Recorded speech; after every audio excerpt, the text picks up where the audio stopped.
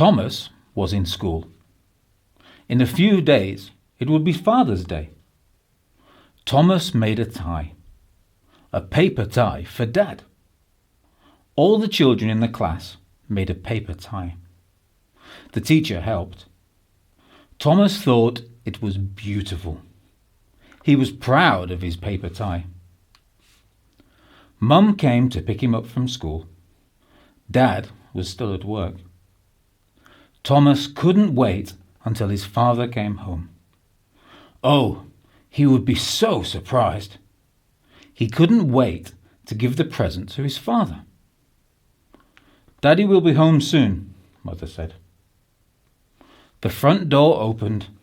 Dad! Thomas ran to his father. He held the paper tie in front of him. He shouted, "For you, Dad! For Father's Day!" Dad thought the tie was lovely. He said, "That's a nice tie. I will certainly put it on to go to work." Thomas beamed with pride. Dad said, "It's the weekend. Tomorrow is Saturday. Shall we go to the zoo to celebrate Father's Day?" Yes! Terrific. On Saturday, they went to the zoo. Of course, Dad had to put on his new tie. "Do you want me to wear the tie today? I only wear ties for work." But Thomas loved the tie so much, he insisted his father should wear it today. "Okay," Daddy said, "I'll put it on." It was fun at the zoo. They first went to the parrots. They had beautiful colours, and they screamed very loudly. Then the giraffes. A giraffe walked towards Thomas. He had a very long neck. The giraffe was now standing at the fence. He moved his head forward, and suddenly the giraffe's head was very close by. Thomas, startled, stepped backwards, stumbled, and fell on his bum. "Did the giraffe give you a scare?" Mum asked. "Come here." They continued walking. Now they were at the elephants. What great beasts! Thomas just stood there, watching. Beautiful. The elephants had trunks. They did everything with their trunks. They drank with their trunks. They ate with their trunks. And there was even an elephant that lifted an entire tree with his trunk. What would it be like to ride an elephant? In some countries they do. He had seen that once on telly. Thomas got tired from walking and standing. "Mummy, my legs are tired." "Well, let's have something to drink. Look, there." They sat on a terrace of a restaurant. "What would you like to drink, Thomas?" "Apple juice, please." Dad went to get the juice for Thomas, and tea for Mum. He was thirsty. He drank the juice all at once. They ate sandwiches and rested. Where shall we go now?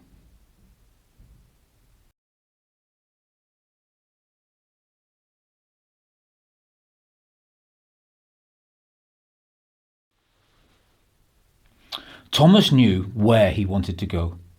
To the monkeys. They went to the monkey cage. This was very nice. There was a revolving door, and then you were with the monkeys in the loft. You could just walk among the monkeys. Some monkeys were sitting on the ground. Other monkeys were swinging in the trees. The monkeys swung from branch to branch. They flew through the air. With their hands and tail, they held on to the branches. It was wonderful. Suddenly, one ran to Daddy. The monkey grabbed the tie, the paper necktie, the tie that Thomas had made, and the animal ran away screaming and climbed a tree. Thomas ran after the monkey.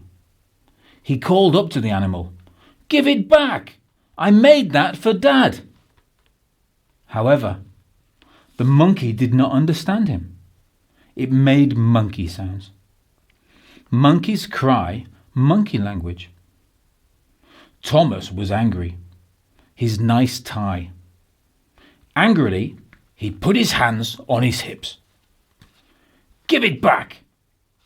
The monkey now looked very surprised and asked, "Why?" That was strange. Thomas heard and understood what the monkey said, and the monkey understood him too.